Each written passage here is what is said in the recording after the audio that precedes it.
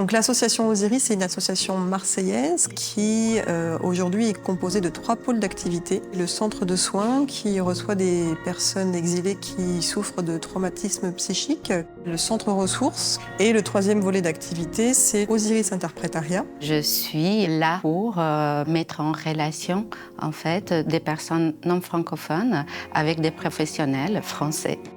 Le champ d'intervention est assez vaste. Nous, on intervient beaucoup dans le domaine de la santé mentale. De fait, il y a beaucoup d'acteurs de la santé mentale, et notamment des hôpitaux psychiatriques, qui font appel aux interprètes d'Osiris Interprétariat. Mais on peut travailler avec toute institution dans le domaine de la santé mentale ou somatique et de l'accompagnement social. On a des familles qui viennent d'un petit peu partout dans le monde.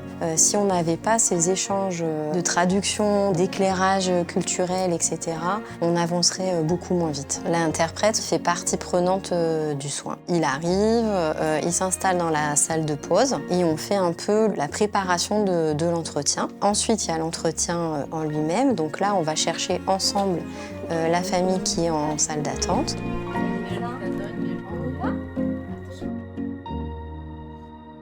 Une fois que l'entretien est terminé, c'est très important qu'on ait un échange entre moi et le professionnel parce que parfois il y a des choses importantes qui se sont dites ou il y a un ressenti de ma part que c'était peut-être difficile à s'exprimer ou à se dire pendant l'entretien. Quand on accueille un nouvel interprète dans notre équipe, on propose une formation continue qui s'étale sur 2 ans. Il est important que les interprètes aient une connaissance minimum des différents contextes dans lesquels ils interviennent. Ce sont vraiment des acteurs du soin, des acteurs de l'accompagnement social, des acteurs de la relation.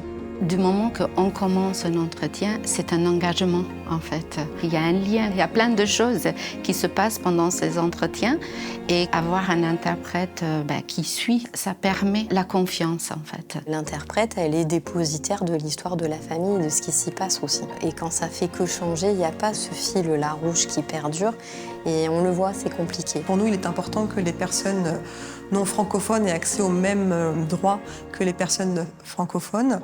Et donc c'est vraiment une question d'égalité de traitement, de non-discrimination. En fait, ce public étranger, d'avoir accès et de comprendre ce qui est proposé ici dans leur langue maternelle, c'est vraiment une plus-value. Et moi, je trouve que c'est un vrai accélérateur de soins.